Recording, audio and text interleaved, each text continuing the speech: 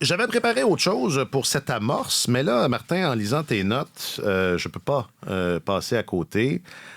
Parce que tu faisais mention du décès de Bob Cole, oui, qu'on n'a pas tant connu, nous, en tant que francophones, mais c'est un peu comme, je sais pas, René Le Cavalier, ben, c'est pas les mêmes époques, là, mais comment dire, c'est la légende du commentateur sportif au Canada anglais. Je suis tombé sur les hommages hier, justement, après le match Islanders-Caroline, Ron McLean qui est venu témoigner et tout, puis je trouvais ça... enfin, c'était visiblement un grand monsieur. Oui, John Cooper, l'entraîneur-chef du Lightning de Tampa Bay, après la défaite du Lightning, a répondu aux questions des journalistes et il a pris la peine, en terminant ses réponses, de faire une éloge à Bob Cole qui vaut vraiment la peine d'être écouté. C'est très bon parce qu'il a dit que n'eût été de Bob Cole, il n'aurait pas fait carrière dans le hockey parce que c'est... Il dit ma passion pour le hockey est bâtie sur les mots que disait Bob Cole. Mais là, grande éloquence de la part de John Cooper, ça valait la peine. Je pensais que c'était un Canadien, Cooper. Je pensais qu'il était américain. C'est un Canadien. Il a pratiqué le droit, je pense, aux États-Unis, mais... OK. Il a grandi, donc, bercé par la voix de Bob Cole. Oui, mais M. Cole, on le côtoyait à l'occasion quand les Maple Leafs venaient jouer à Montréal, notamment, puis... Moi, j'aime les descripteurs qui sont méticuleux, qui viennent à l'entraînement d'avant-match, qui viennent parler à des joueurs des fois pour avoir un petit peu d'informations. C'est pas tous les descripteurs qui le font.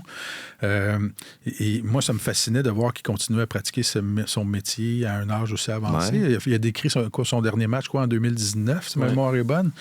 Donc, il avait 85 ans là, à l'époque, un peu comme Vince Scully, le descripteur des matchs des Dodgers qui a continué jusqu'à un âge très avancé. Et c'était... Je trouvais ça... Je pense qu'au Québec, dans les 10 dernières années, depuis que le nouveau contrat de télévision a été donné dans la Ligue nationale, il y a beaucoup de gens de francophones qui se sont mis à écouter Hockey Night in Canada... en anglais. Comme je fais ça, c'est un hasard, là. C'est juste que ça coïncide. Non, mais les statistiques, il n'y a pas de raison, là. Les codes d'écoute le démontraient. Ah oui, je sais. Alors, tu sais, il y avait Jim Hewson qui était la référence, qui a pris c'est ça, Jim Hewson? Oui. Il était excellent. Qui était extraordinaire et qui a pris sa retraite, qui a pris tout le monde par surprise en prenant sa retraite tout de suite après la pandémie. Et il y avait Bob Cole qui était... que moi, j'ai découvert sur le tard, là, dans le dernier droit de sa carrière, et qui était très, très bon, très coloré aussi. Alors, je comprends nos amis canadiens-anglais d'être...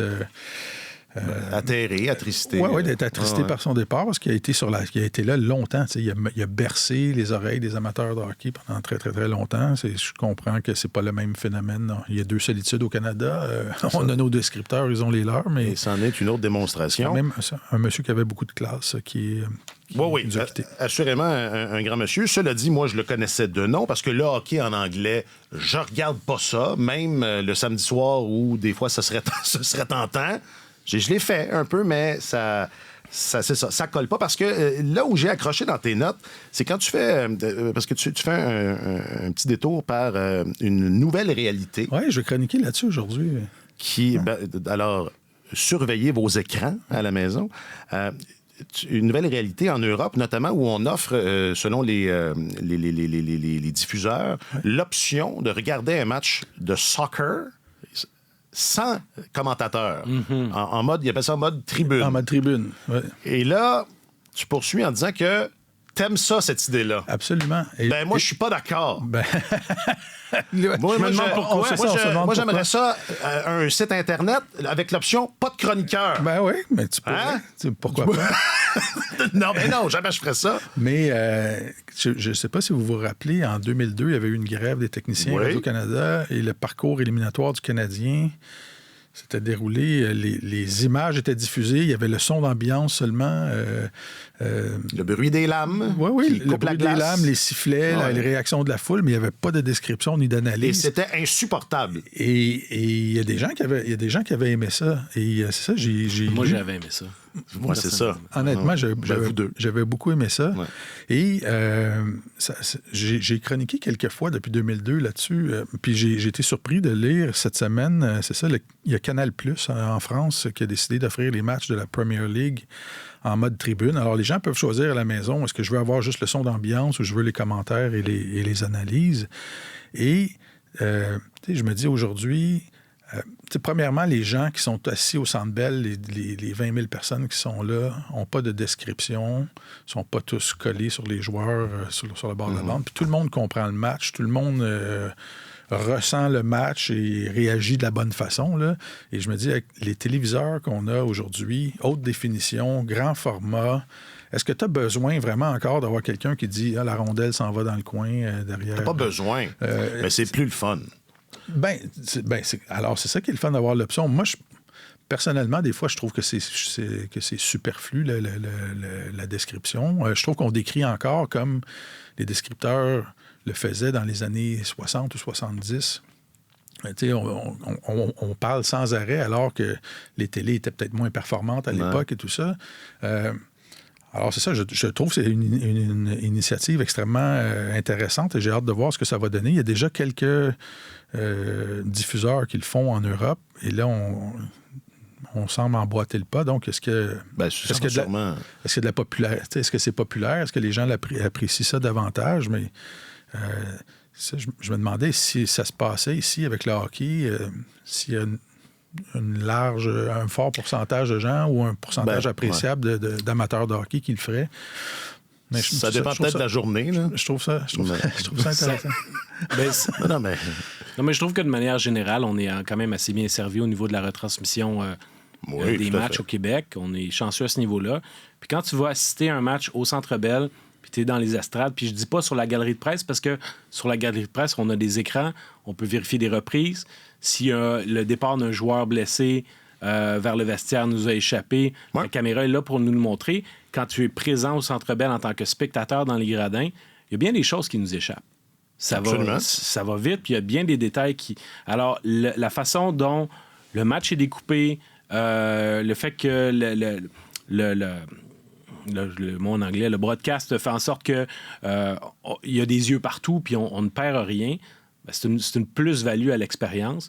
C'est sûr que le fait de ne pas avoir de descripteur, je pense que ce serait un petit gadget intéressant de temps à autre. Les gens aimeraient en avoir l'expérience parce que les sons du match en tant que tel, je pense qu'il y a quelque chose de pratiquement poétique là-dedans, qui est très agréable à consommer, mais de manière régulière, j'en doute, parce que je vois une réelle utilité aux commentaires, à la description, puis au fait que, aussi, après les sifflets, à l'analyse qui est faite. Sauf que ça... Tu sais, il y a tout un...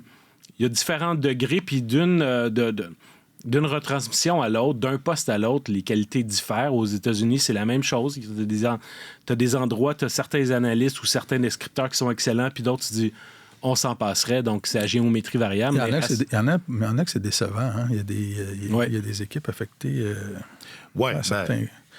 Il y a beaucoup de facteurs. Mais enfin, tout ça pour dire que, bon, moi, je suis pas descripteur, mais j'en fais des fois un peu, puis ça m'a fait de la peine. OK, mais je veux pas te faire de peine, mais il y a un mouvement dans cette direction-là et je trouve ça intéressant. Ça va assurément devenir plus il va y avoir... juste avant qu'on enregistre, Marc-Antoine, tu disais le hockey s'en va sur Prime. Vous avez vu ça? C'est tombé. D'ailleurs, est-ce que ça veut dire que le lundi soir, parce qu'ils vont avoir l'exclusivité les lundis soirs, est-ce que ça veut dire que s'il y a un match du Canadien le lundi, je ne l'aurai pas sur ma bonne vieille télé? Je pose la question, là, vous n'êtes pas obligé de répondre. Non, je m'inquiète. Non, je pense qu'en tout, il y a...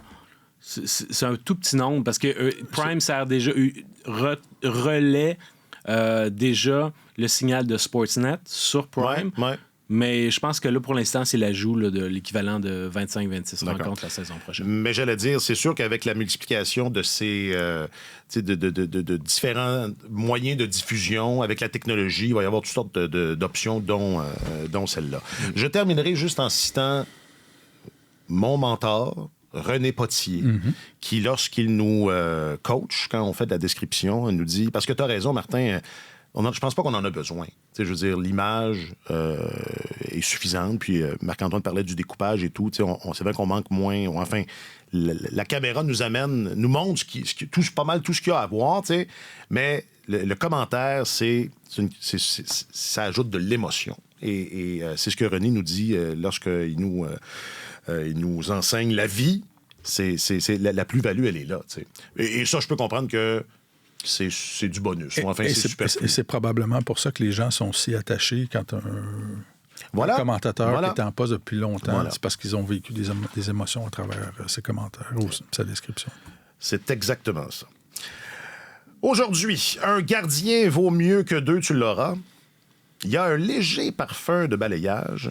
Et André Tourigny de retour avec Hockey Canada. C'est tellement hockey, épisode 317.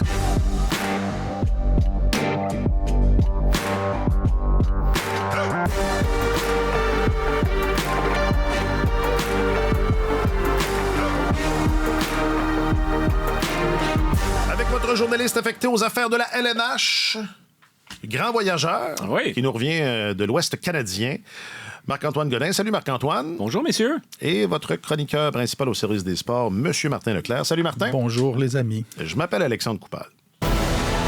Coupe Stanley 2024. Choc des titans. Rira bien qui rira le dernier. Qui ira jusqu'au bout du sacrifice. Volonté ultime 2024. Adversité. Douleur. Barbe. Coupe Stanley 2024. J'adore le thème. Ça manque d'émotion.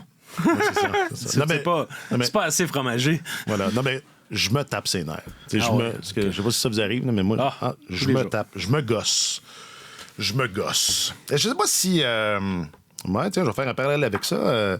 On va commencer avec Toronto. On va toujours commencer avec Toronto. Tant qu'ils vont être là, on ne sait pas combien de temps la formule va tenir, mais commençons avec Toronto. Je ne sais pas si Mitch Marner, il se gosse ou il est tanné de lui-même en ce moment. Moi, je pense qu'il est blessé. Ben oui, je sais, ouais, c'est ça. J'ai dit lui, j'aurais pu dire... Il n'est pas l'ombre de lui-même, Marner. Et tu regardes cette série-là, la façon dont les Maple Leafs sont bâtis, là, il y a les 4 fantastiques. Là, dans tes notes, les 4 merveilles. Oui, les 4 merveilles. Ça m'a fait rire.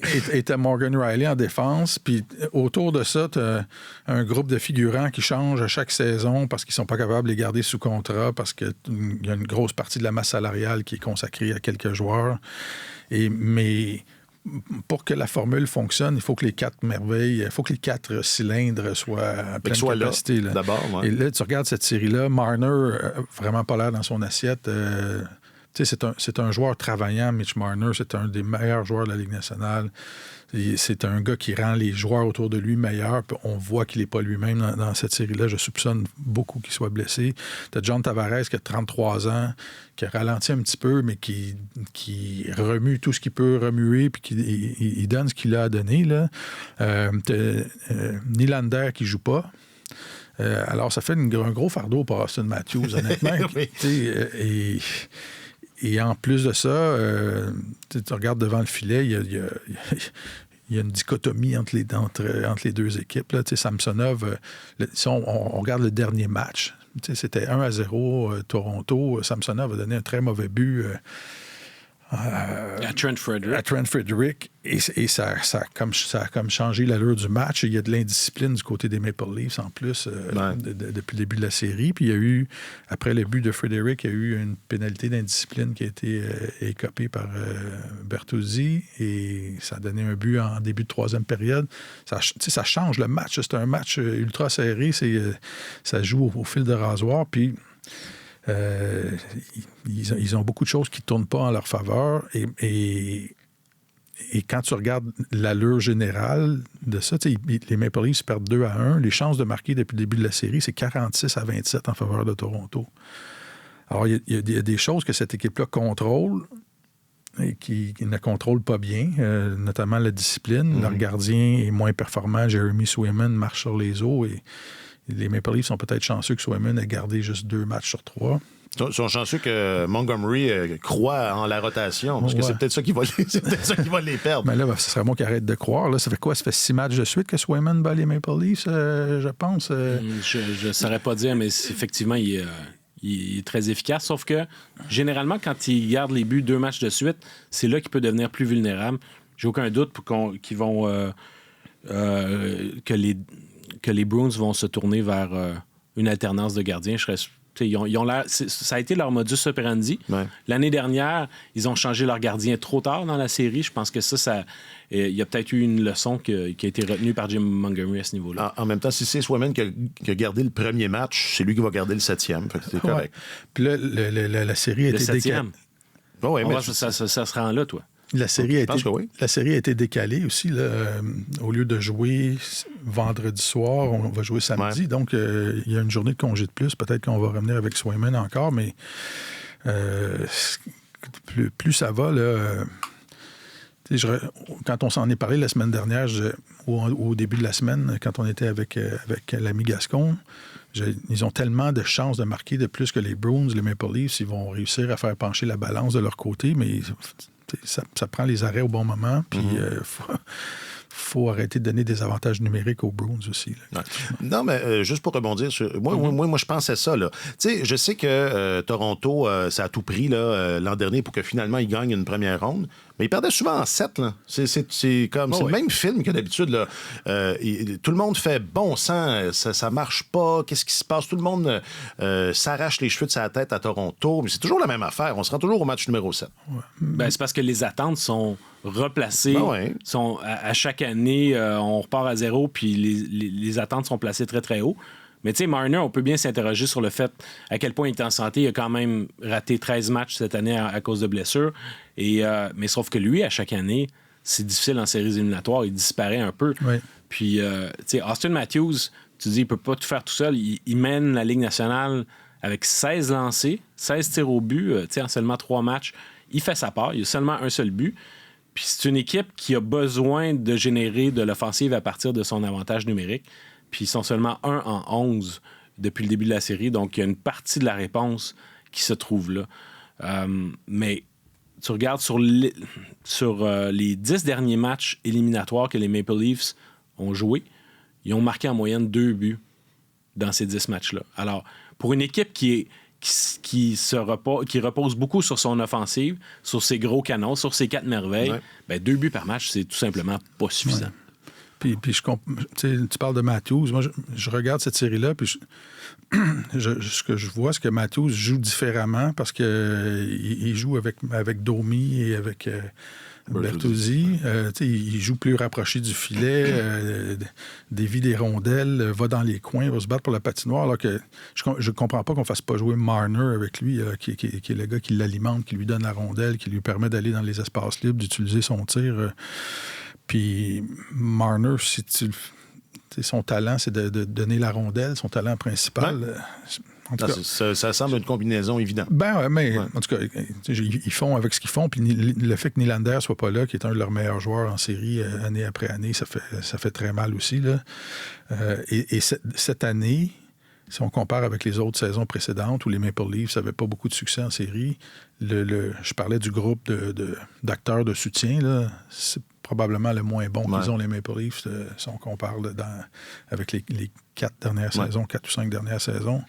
Alors, c'est difficile d'imaginer qu'ils vont mieux réussir en série. Que les résultats vont être meilleurs. Un mot sur les pestes, puis ça rejoint aussi le supporting cast. Moi aussi, j'ai que les références en anglais. Le groupe le personnel de soutien. Le personnel de soutien. Je disais, je pense que c'est en début de semaine ou la semaine passée, de voir Domi et Max dans un uniforme des Leafs, c'est quelque chose de naturel, mais je suis en train de me dire, c'est peut-être pas positif pour avoir du succès, parce que l'espèce c'est ça, là, de bataille de désagréable entre lui et Marchand est largement à l'avantage de Brad Marchand. Là, puis évidemment, Marchand produit en plus, là, mais tout ce qui a pas rapport avec ça, là, tout ce qui est je t'écœure, tu m'écœures, il y en a un qui est meilleur que l'autre. Là. Ben Domi, des fois, quand on l'a vu à Montréal, durant son passage à Montréal, quand les fils se touchent, il perd vraiment ses moyens. Ouais. Puis c'est pas quelque chose dont il a réussi à se débarrasser avec les années. Tandis que Brad Marchand était comme ça à l'époque. Je me souviens d'un match en plein air que le Canadien avait disputé le 1er janvier à Boston contre les Bruins. Et puis, Marchand n'avait pas pu participer à ce match-là parce qu'il avait été suspendu à la suite d'un geste qu'il avait commis au match précédent. Il avait manqué le rendez-vous simplement à cause de son indiscipline.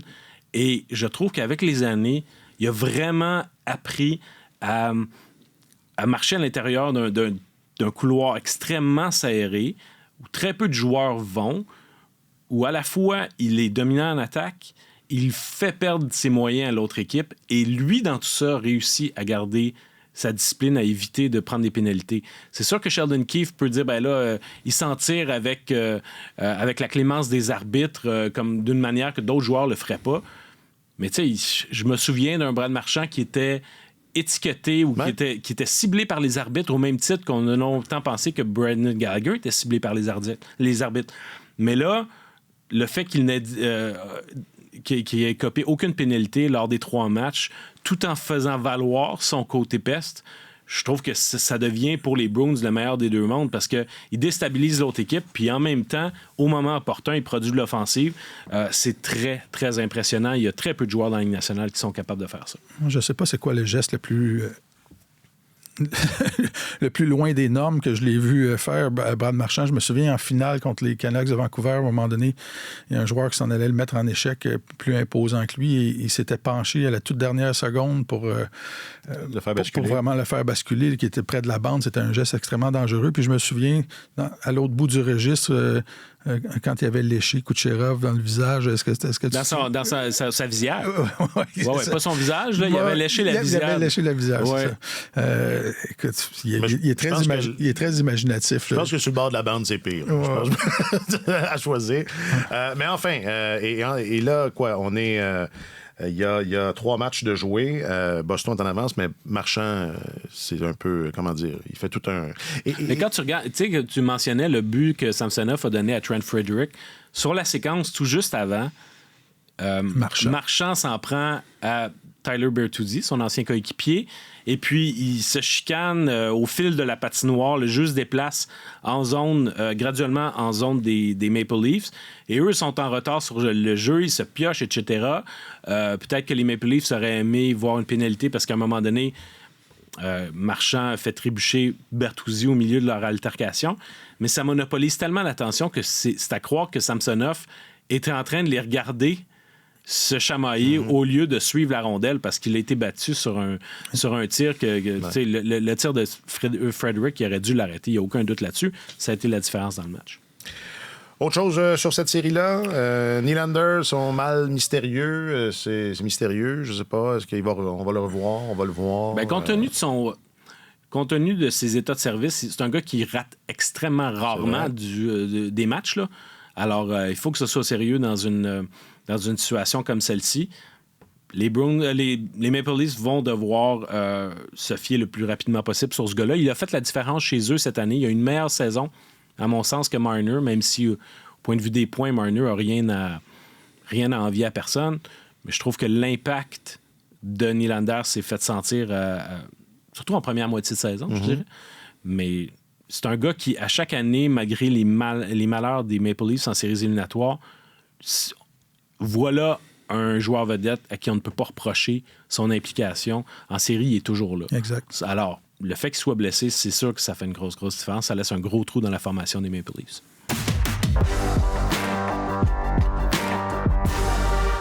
Bon, allons en Floride, parce que des 2 séries... OK. Enfin!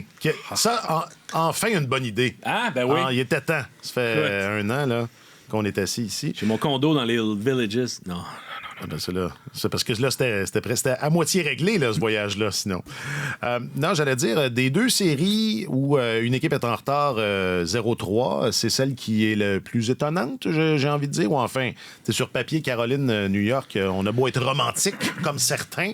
La tête voyait bien qu'il y avait un déséquilibre entre ces 2 équipes-là. Il y en a peut-être un aussi entre les 2 équipes de la Floride, mais certainement plus léger. Êtes-vous surpris que le Lightning soit accumulé au pied du mur, comme le veut l'expression consacrée?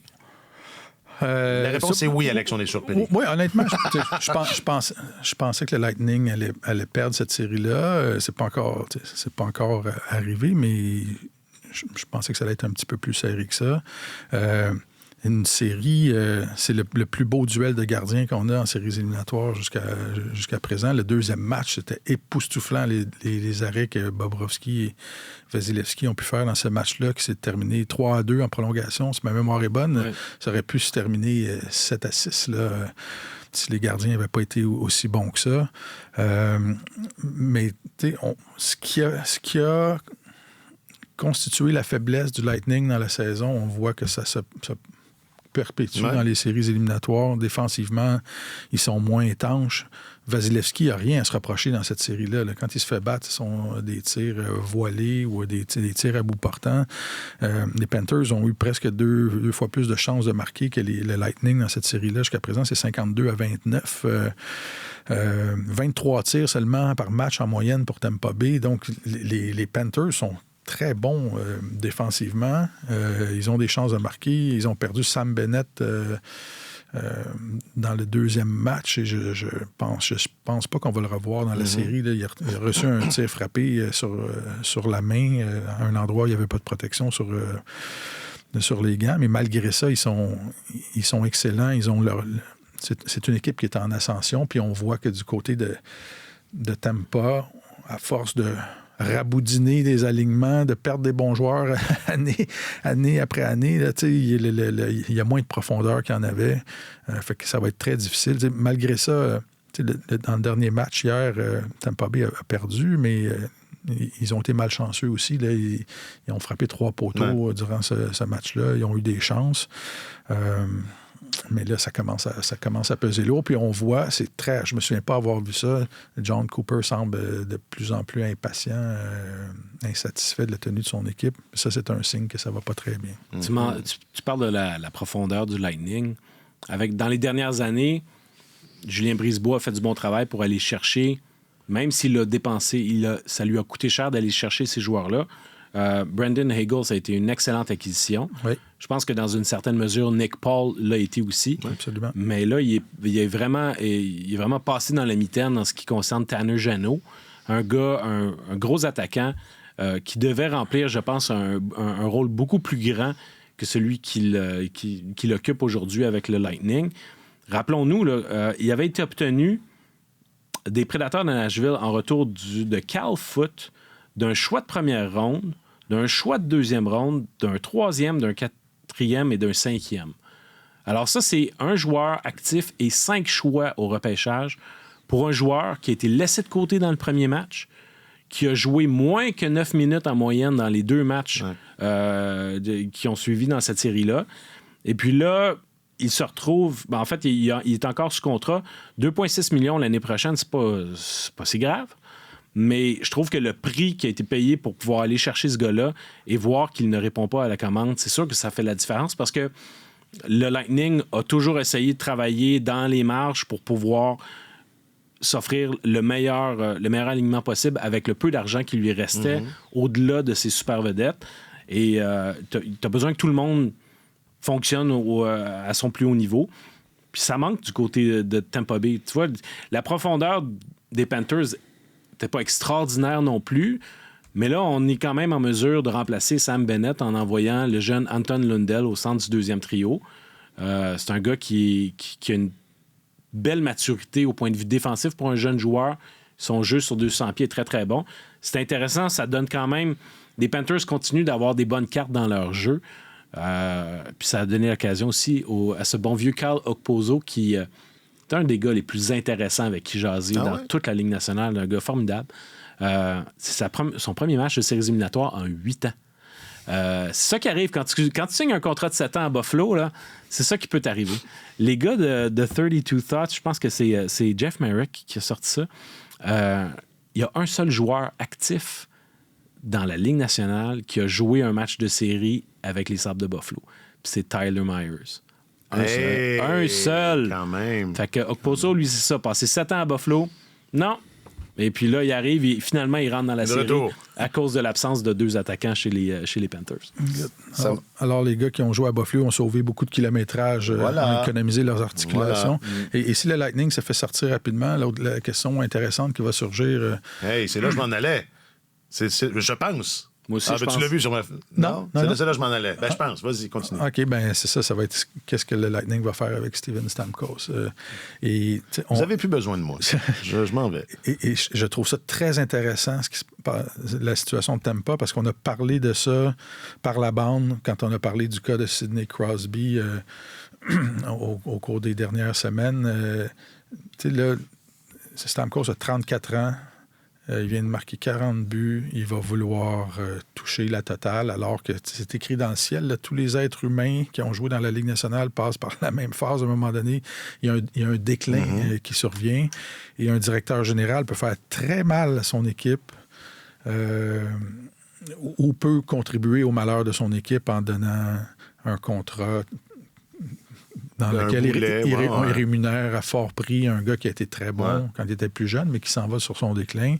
Et je pense que dans un contexte de plafond salarial rigide, comme celui de la Ligue nationale, le joueur a une responsabilité. Si tu veux finir ta carrière au même endroit, il faut reconnaître, à un moment donné, que tu reconnaisses que tu ne livreras plus les mêmes performances et que tu sois prêt peut-être à dire j'ai fait mon argent, j'ai été un des joueurs les mieux payés de la Ligue, je vais prendre moins, je vais tenir compte de ça et je vais aider mon directeur général. Je vais pouvoir continuer à être utile à mon équipe, mais je vais aider mon directeur général. Alors j'ai hâte de voir parce qu'il y a 3 issues, là. 2 issues possibles. Soit que Stamkos va vouloir la totale et qu'il va avoir de la résistance de la part de la direction du Lightning. Je vois mal Julien Brisebois dire « OK, on te donne un contrat de 4 ou 5 ans à fort prix ».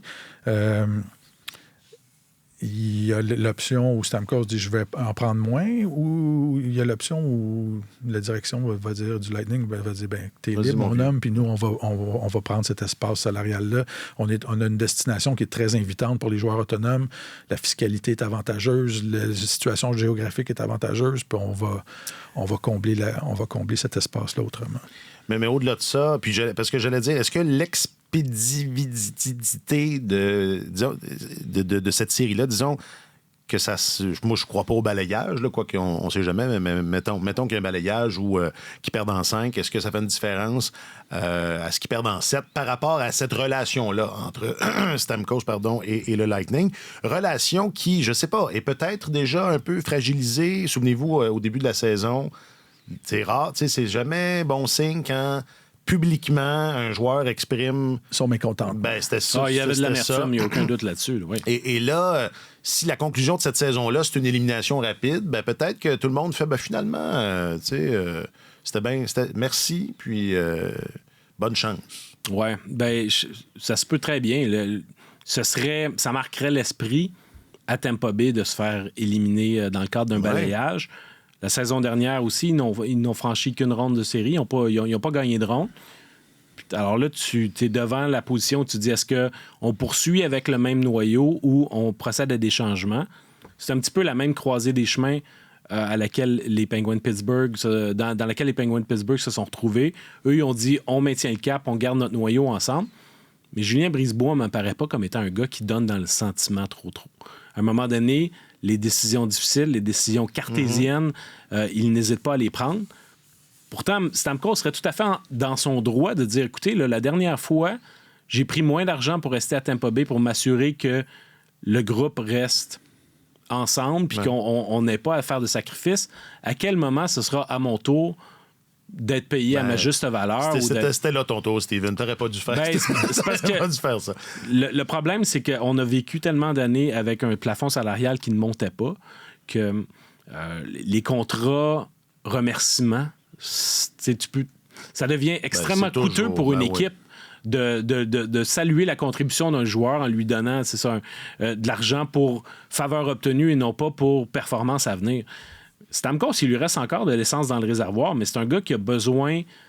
C'est surtout un avantage numérique qu'il produit. C'est un gars qui produit autant de points à 5 contre 5 en avantage numérique, alors que tu regardes un gars comme Kucherov, c'est du 2 pour 1 en faveur de la production à 5 contre 5. Avantage numérique. Exactement. Donc Stamkos, lui, tu regardes, il a le pire différentiel de son équipe.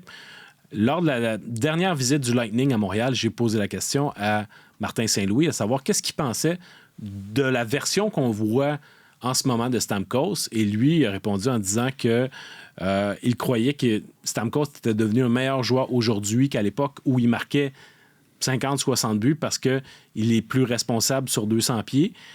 J'avais l'impression que il n'était pas en train de nous parler de Stamkos, mais il était en train de nous dire ce qu'il souhaitait voir de Cole Caulfield. Le parallèle était tellement évident. Tu dis, OK, je pense qu'il y a comme un message codé. Tu remplaces le nom de Stamkos par Caulfield. Il l'a passé souvent, Martin, ce message-là, cette saison. Ouais. Chaque fois qu'il parlait de Caulfield, c'est important. Je suis content de lui. Il est plus responsable. Et ça, on dirait qu'il essaie de renforcer le message de toutes les façons possibles. Mais dans le cas de Stamkos, si tu fais que te fier aux chiffres, c'est clair que c'est un gars qui a besoin de l'avantage numérique pour pouvoir être productif encore. Il lui reste du bon hockey à donner. Puis quand je le vois se démener, il a marqué 3 buts quand même depuis le début de la série. Oui. Puis il a réussi à faire un arrêt pour empêcher un but dans un filet désert. Tu dis, c'est un gars qui, manifestement, qui n'a pas le goût que ça arrête. T'sais. Il n'a pas hâte à la journée où il va être confronté, lui, devant le directeur général, puis que les deux doivent se poser la question de dire qu'est-ce qu'on fait. C'est le capitaine de cette équipe-là quand même. Mais tu regardes à Boston, Patrice Bergeron, quand il est en vieillissant, il n'a pas pris la valeur maximale, contractuelle maximale pour continuer. Zdeno Chara a joué... mais ils sont nombreux à avoir fait ça. Ben oui, mais à un moment donné, honnêtement, c'est démontré qu'il va y avoir un déclin... Et comme joueur, comme leader d'une équipe, si tu veux rester au même endroit, là, pour terminer ta carrière au même endroit, il faut que tu acceptes ça et que tu fasses un compromis. Sinon, il n'y a rien qui l'empêche. On est dans un monde libre. Là, il y a un vaste marché autour du Lightning, puis il va trouver preneur ailleurs. Il y a quelqu'un qui va le payer. Puis il y a quelqu'un qui va vouloir de son leadership. Là. Ce gars-là est le leader d'une équipe qui a connu beaucoup de succès, puis il peut apporter beaucoup. Mais ça va être intéressant de voir la tournure que ça va prendre. Bon, là, je vous ai tous les deux exactement là où je voulais vous amener. Si Stamkos teste le marché des joueurs autonomes. Mm-hmm. Le Canadien n'est pas là. Puis je pense pas que le Canadien soit ça. Embuscade. Je vous ai eu. Là. Il y a un côté tentant à tout ça parce que... ça, c'est romantique. Oui, c'est ça. Mais je te laisse. Il avait déjà été approché par le Canadien. Hein, rappelons-nous, il y a quelques années, les Canadiens, à l'époque où on avait le droit de faire des entreprises de séduction auprès des joueurs qui sont sur le point de devenir joueurs autonomes, il était venu à Montréal, il y avait eu des rencontres avec Marc Bergevin avant de signer son nouveau contrat avec le Lightning de Tampa Bay. Moi, je trouve que le problème dans tout ça, c'est que d'une part, c'est un gars sur qui tu dois te fier à court terme. T'sais, si tu vas chercher Steven Stamkos, c'est parce que tu es proche. Puis tu dis c'est l'ingrédient qui nous manque, puis on va être prêt à payer pour aller chercher cet ingrédient-là. Je trouve que ce serait un petit peu prématuré pour le Canadien dans sa courbe d'évolution d'aller chercher ce type d'atout-là. L'autre affaire, c'est que son rôle serait très redondant par rapport à ce que le Canadien a. Puis c'est pas pour rien que je vous ai parlé de Cole Caulfield. C'est le même côté d'avantage numérique. Là. Exactement. Ouais. Ça devient problématique d'aller chercher Stamkos. Tu nuirais au développement de Caulfield si tu allais chercher ce gars-là, puis tu serais forcé soit de mettre Stamkos sur la deuxième unité ou de déplacer Caulfield ailleurs. Honnêtement, je trouve que ce serait... Sur papier, c'est intriguant, mais dans le déploiement des joueurs, je trouve que, comme on dit en bon français, le fit n'est pas là. Mm-hmm. Parce qu'un argument en faveur serait de dire, tu viens de le contrecarrer avec cet exemple précis-là, mais c'est pas les ailes sur les deux premiers trios, c'est pas une place où est-ce que le Canadien a beaucoup de profondeur ou encore qu'il y a beaucoup d'espoir qui cogne à la porte. Mm-hmm. S'il était l'inverse, s'il était un gars qui produit beaucoup en avantage numérique et à 5 contre 5, mais pas vraiment en avantage numérique, comme Brandon Hagel, par exemple, là, ça deviendrait extrêmement intéressant. Mais étant donné que c'est un gars qui devient pratiquement un spécialiste, non, la dernière fois que le Canadien a fait l'acquisition d'un spécialiste de l'avantage numérique qui s'appelait Mike Hoffman, ça n'a pas trop bien fonctionné. C'est pas la même... Non, je sais. Écoute... Non, mais... Alors, le titre du balado, ça va être Steve Stamkos et le nouveau Mike Hoffman. Et là, on va avoir des clics, mon vieux. C'est pas la même gamme de joueurs, mais je pense que si on découpait une tranche de 5 ans, là, en avantage numérique, je serais pas surpris qu'Hoffman ait marqué à peu près autant de buts que Stamkos. Avant qu'il arrive à Montréal, là, dans ces années, ces dernières années à Ottawa, en Floride, puis à Saint-Louis, ce n'était que ça, une gâchette en avantage numérique d'une totale inutilité à 5 contre 5, tu sais. Mais... Ce qui n'est pas le cas de Stamkos, là, évidemment. Non, c'est ça. Quand même. D'accord. Non, le titre, ça va être Stamkos à Montréal. Ça va être ça, je te le dis, ça va être ça. OK, un petit mot sur... On va parler à Jack. Un petit mot sur Patrick. C'est ça. Je vais clore le segment romantique de l'émission. Parce que là, si je crois pas au balayage en Floride, ça veut pas dire qu'il n'y en aura pas, mais là, c'est envisageable quand même. Je pense que David... est vraiment pas dans la même ligue que Goliath, là, ici. Non, Goliath est très motivé. Goliath... mais tu sais, dans le troisième match, parlons du deuxième match, on en avait parlé avec Gascon, 81% de possession de rondelles pour les Hurricanes, ça avait été assez à sens unique, la remontée de 3 buts, tout ça. Les Islanders se sont bien comportés dans le troisième match. Il y avait des bonnes intentions. Ilya Sorokin a pris la place devant le filet, a donné 3 buts sur 14 tirs. Patrick Roy l'a changé. Et tu compares ça... Frédéric Anderson est très bon devant le filet des Hurricanes depuis le début. On pourrait décortiquer ça de 100 façons différentes, là, mais les Hurricanes ont de la profondeur, sont bons dans tous les aspects du jeu, de l'échec avant ou des avantages numériques à l'avantage numérique. Fait que ils sont juste meilleurs et les Islanders n'ont pas la profondeur pour rivaliser avec ça. Et je regardais encore ce matin 10 marqueurs différents pour Caroline depuis le début. Il y a juste Sébastien Aho qui a marqué 2 buts. Le reste, c'est 10 marqueurs différents. Les chances de marquer légèrement supérieures pour la Caroline depuis le début de la série, mais c'est ça. Ils sont juste meilleurs, ils ont juste plus de profondeur et ils ont du vécu et je vois pas comment les Islanders vont pouvoir se sortir de ça. Ben, la Coupe Stanley des Islanders, c'est d'avoir réussi à décrocher leur place en série. Exact. Je pense que c'était un peu leur fait d'armes, c'est d'avoir réussi ça. Et avec dans le rôle de première équipe repêchée, en plus, même pas deuxième. Alors, je pense que de ce point de vue-là, Lou Lamoriello peut dire j'ai embauché Patrick Roy et il a livré la marchandise compte tenu de l'état dans lequel cette équipe-là était.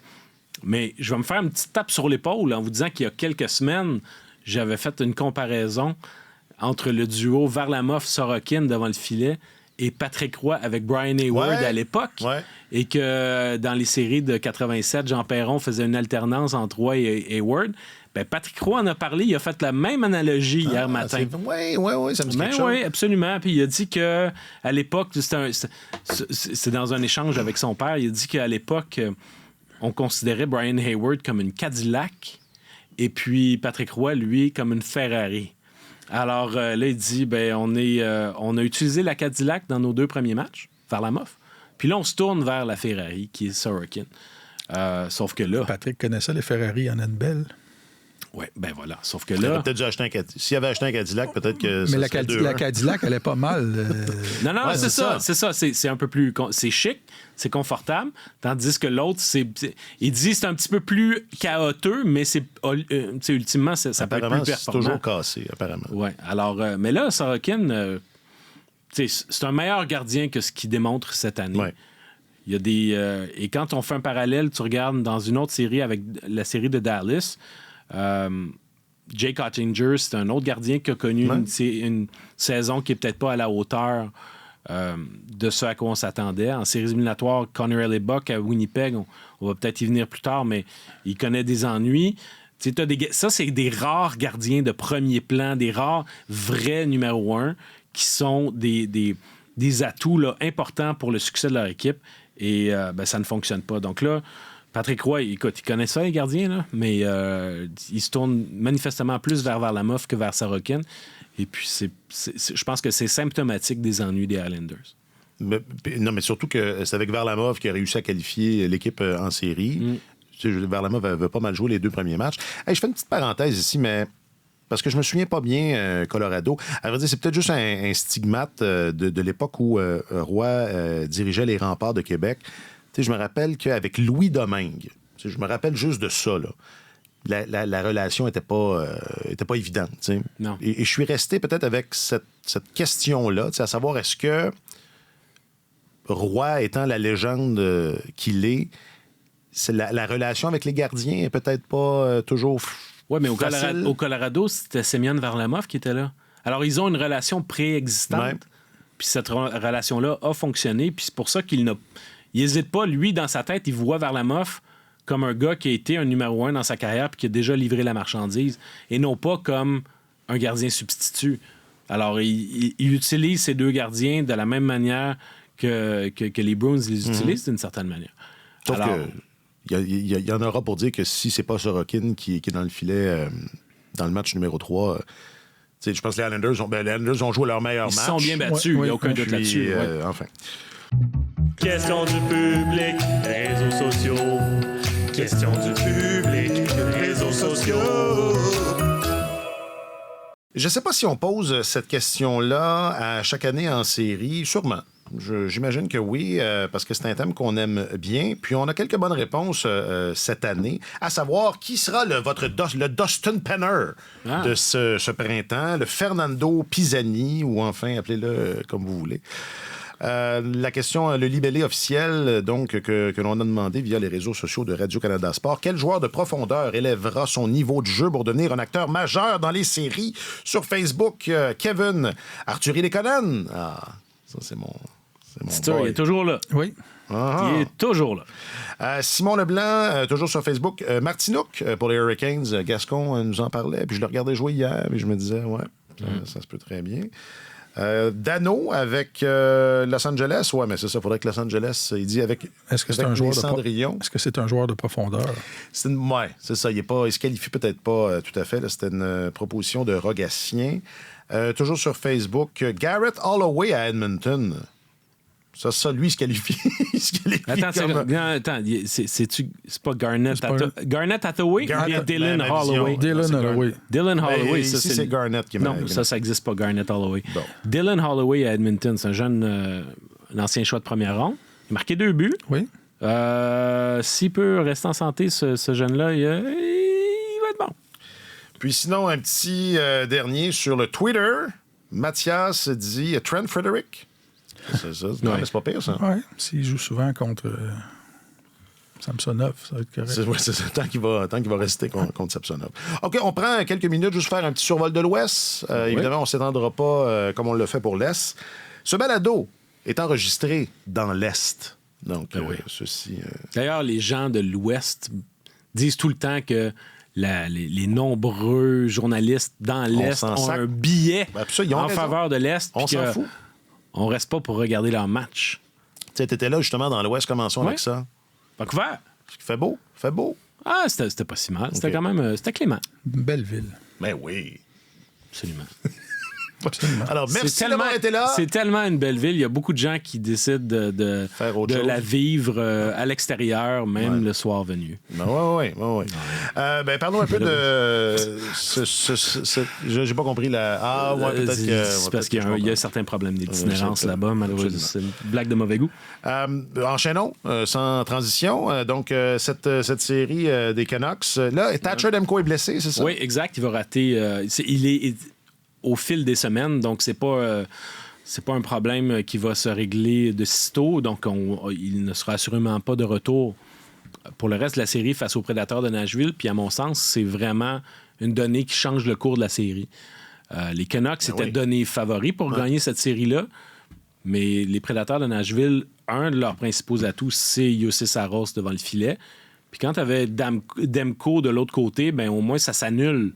Il n'y a pas aucune équipe qui avait un véritable avantage par rapport à l'autre à la position de gardien, sauf que là, à la minute où tu envoies Casey DeSmith dans la mêlée, ben là, c'est plus du tout la même chose. Alors, c'est ça que c'est. Oui, alors j'ai bien hâte de voir de quelle manière les Prédateurs vont s'y prendre. Je pense qu'ils ont la chance, s'ils sont capables vraiment de d'allumer l'interrupteur puis de se mettre à attaquer davantage, il pourrait se retrouver face à des Canucks qui sont un peu plus vulnérables. Mais les Canucks ont quand même fait en large partie ce qu'ils avaient à faire pour essayer de générer de l'attaque. Je regarde l'autre soir, en troisième période, ils ont passé toute la troisième période en zone des Prédateurs de Nashville. Ils n'ont pas réussi. Non seulement ils n'ont pas été en mesure de compter un but, mais au niveau de l'attaque, c'était assez spectaculaire. La troisième période, ils ont généré 37 tentatives de tir en troisième période à 5 contre 5. 37. Wow. Il y en a seulement 6, par exemple, qui ont atteint le filet. Donc, beaucoup de tirs ratés, beaucoup de tirs bloqués. De loin, j'imagine. Il y avait... Oui, mais tu sais, les Canucks, un peu comme les Hurricanes, mais les Canucks valorisent beaucoup le tir de la pointe en disant, on met de la circulation, puis un tir de la pointe qui est relativement élevé, ça a des bonnes chances de marquer. Ça a l'air d'être une vieille idée, mais semble-t-il que c'est vérifié par les statistiques que c'est une stratégie qui est payante. L'autre stratégie que les Canucks font, et ils l'ont fait à outrance dans le deuxième match, c'est de dire, au lieu de tirer au filet, on va faire des passes frappées qui sont donc pratiquement dans un angle où on vise le coin de la patinoire, mais c'est toujours, on vise les bâtons de nos coéquipiers, puis ça va être des changements de direction, puis on va tromper le gardien de cette manière-là. Parce que les prédateurs étaient tellement efficaces à bloquer des lancers puis à se mettre dans les corridors de tir que... en utilisant cette technique-là, les Canucks pourraient peut-être essayer de contourner la défense des Prédateurs. Sauf qu'ils n'ont pas touché les bâtons de leurs coéquipiers très, très souvent, ce qui fait que la rondelle s'est souvent retrouvée dans le coin de la patinoire, puis que le compteur des tirs ratés a monté.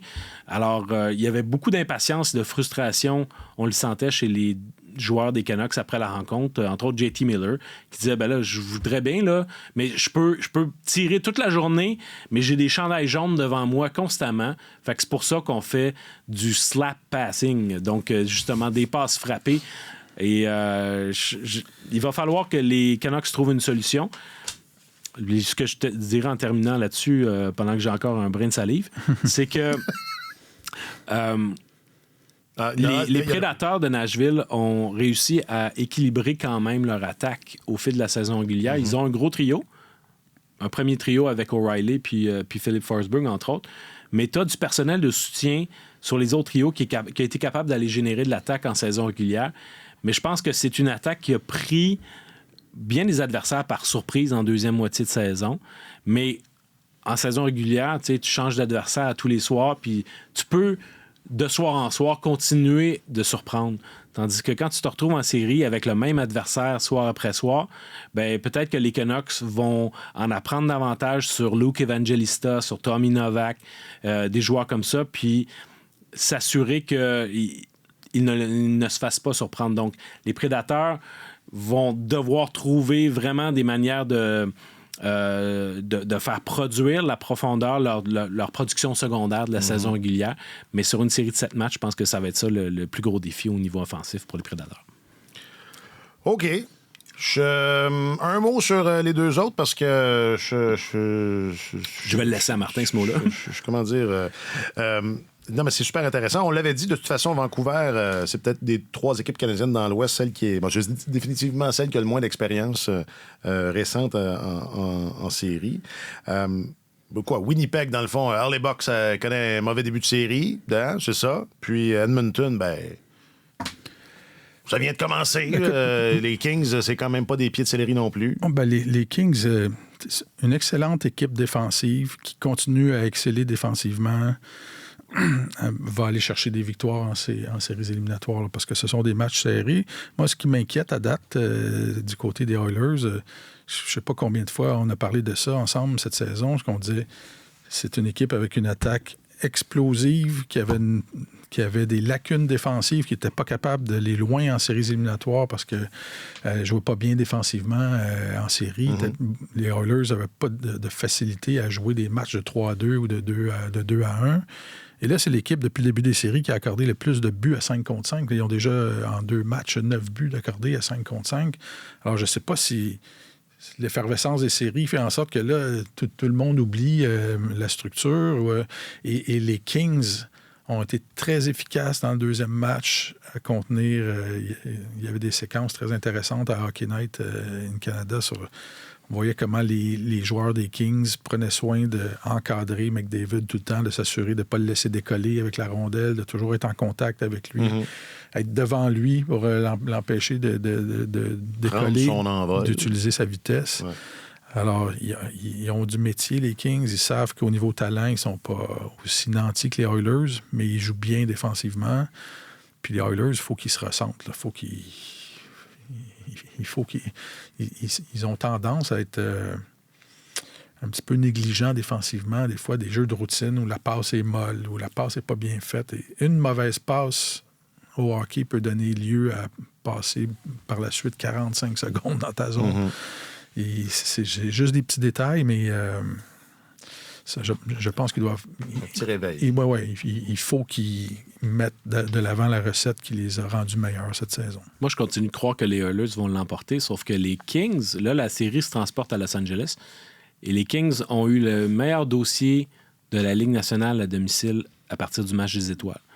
Donc, c'est pas le Crypto.com Arena. Ah, mais crypto, c'est... C'est la crypte. On pourrait juste appeler ça la crypte. C'est pas un endroit facile pour les autres équipes cette année. Si tu penses que Connor McDavid, c'est Superman, la kryptonite. Ah, c'est bon. J'aime ça. C'est pas pour rien que t'es là, toi. Mais des fois, on se le demande.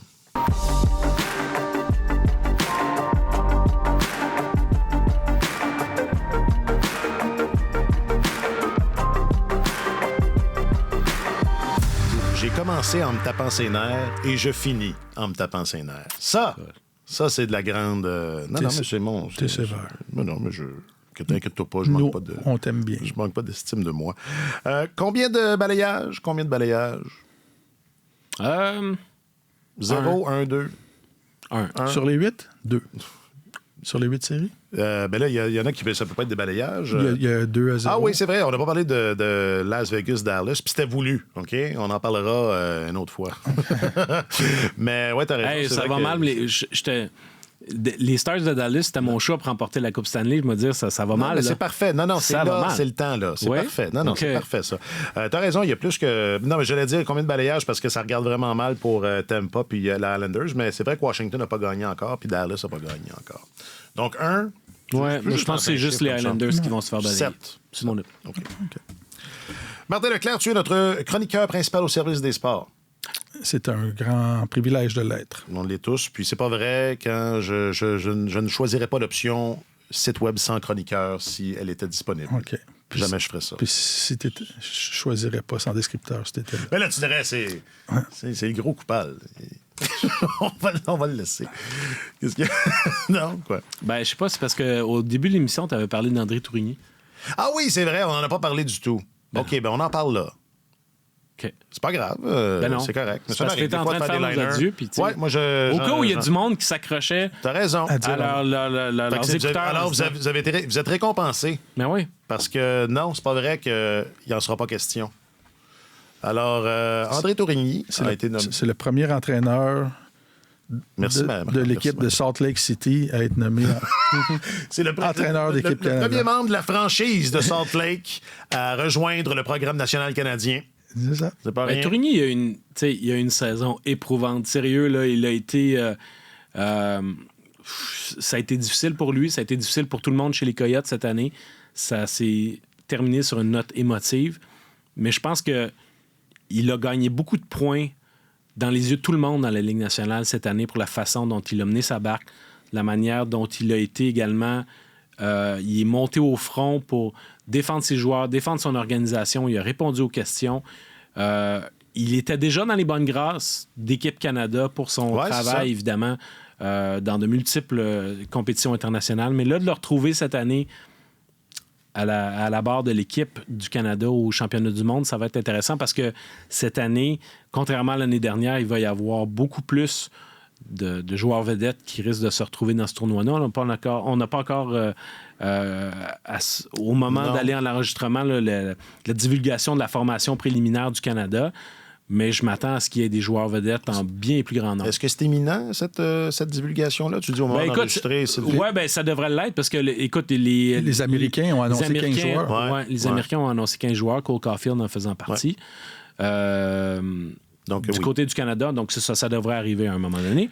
Mais je trouve que c'est un beau coup de chapeau pour Tourigny. Il aurait très bien pu, lui, dire, vous savez, après la surdose d'émotions, je vais prendre un peu de répit.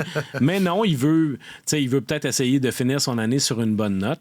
Puis, sait-on jamais, c'est un tournoi qui est important pour les joueurs à cause de leur présence potentielle au tournoi des 4 Nations l'année prochaine. Et certains, peut-être, vont prendre part, jouent en partie leur présence au sein de l'équipe olympique dans un tournoi comme celui-là. Mais derrière le banc, est-ce que Tourigny lui-même pourrait se positionner comme étant l'un des entraîneurs de l'équipe canadienne aux Olympiques? Ce serait bien. Je serais très surpris qu'il ne soit pas aux Jeux olympiques, personnellement. C'est ça, peut-être pas comme entraîneur-chef, mais... Les dirigeants d'Hockey Canada l'ont tellement en haute estime qu'ils ont créé une position... un poste juste pour lui avant qu'il se joigne aux Coyotes, qui était entraîneur national, qui avait un rôle important avec Équipe Canada Junior, avec l'équipe qui allait au championnat du monde. Quand la Ligue nationale était en lice pour aller aux Jeux de Pékin et qu'on s'est désisté à la dernière minute, il y avait un travail qu'André faisait de logistique pour... aider les entraîneurs à se préparer, tout ça, je serais très, très surpris, considérant toutes les heures qu'il a données au programme national au cours des dernières années et de l'estime qu'on lui porte qu'il soit pas aux Jeux olympiques. Mais pas nécessairement comme entraîneur-chef, ou peut-être comme entraîneur-chef? Écoute, il y a les qualifications. Absolument. Il y a les qualifications pour le faire, mais tu sais, de mémoire, c'était John Cooper qui était supposé d'être là à Pékin, puis là, la Ligue nationale n'est pas allée aux Jeux, mais... C'est un gars qui a une expérience internationale incroyable et les dirigeants de Hockey Canada ont été vraiment impressionnés par sa capacité logistique, sa capacité à organiser, à structurer les équipes dans des tournois de courte durée comme ça. Alors, étonnez-vous pas qu'il soit... On va le croiser peut-être en train de boire un espresso à Milan à un moment donné. Et tout ça rejaillit sur la magnifique ville de Salt Lake City. Les Yétis, ça va ça? Ouais, j'ai pas été impressionné par les propositions. Non. Les Utah Yétis? Utah Yétis, ça sonne mal, je trouve. C'est comme si on va faire... On veut faire une allitération, mais c'est drôle une fois. Mais à tous les jours, les Anglais vont répéter ça. Utah Yétis, là, ça va... Pouf, non. Si c'est les Utah Yétis, ça va être une belle occasion de choisir la fonction pas de description lorsque vous regarderez le match. La fonction pas de nom? C'est la fonction pas de nom, oui. J'ai vu sur Twitter une divulgation de leur uniforme. Ah oui? Oui. Et puis, c'est comme ça reprend... Il y a de la fourrure. Non, ça reprend des chemises blanches avec une cravate noire puis un petit identifiant noir sur le côté. Avec un pendentif. Mais... Ça avait de la fourrure, c'est une bonne idée. Ben oui, c'est des Yétis. La vraie fourrure. Ça serait cœur. Hein? On a tout vu. On a des casques dorés, des casques argentés. Ouais, des casques avec du poil. C'est des Yétis, non, mais je dis, il devrait faire comme pour le jazz. Il devrait prendre un nom qui a zéro rapport avec la ville. Parce que je suis allé lire, vous savez pourquoi ça s'appelle le jazz de l'Utah? Non, je sais jamais. Pour vrai? Non? Parce que c'était, quand la franchise est née, c'était en Nouvelle-Orléans. Ah, tout simplement. Alors, évidemment, alors, le lien est évident. Il pourrait s'appeler les Coyotes de l'Utah. Oui, c'est ça. Autant que vous restez dans le jazz, je sais pas, le Rhythm and Blues. Le Rhythm and Blues de l'Utah. Marc-Antoine Godin, tu es notre chroniqueur affecté aux affaires de la LNH et le récupérateur des problèmes d'animation dans ce balado. Merci. C'est mon plaisir. J'avais complètement oublié. Et je tiens à souligner que Marc-Antoine a joué blessé aujourd'hui. Ouais, il a fait ça admirablement. Ça fait 2-3 matchs. Il a bloqué des tirs. Ça fait 2-3 matchs, absolument. J'ai 3 couleurs. Hein? J'ai white balance, j'ai lait écrémé et puis j'ai à la plage à l'ombre. Donc, c'est mes 3 teintes. Va-t'en au soleil, là, il fait beau. Il y a là, en tout cas, il y a là tout un concept. Là. Il y a quelque chose à faire avec ça. Ben, merci infiniment, mon vieux. Puis lâche pas. Martin Leclerc, je t'avais déjà dit merci. Oui. Bon. Jacques-Alexis Bernardin est le signataire de cet épisode. Merci, Jacques-Alexis. Passez un bon week-end. Sur tous les terrains et sur tous vos appareils, Radio-Canada Sport.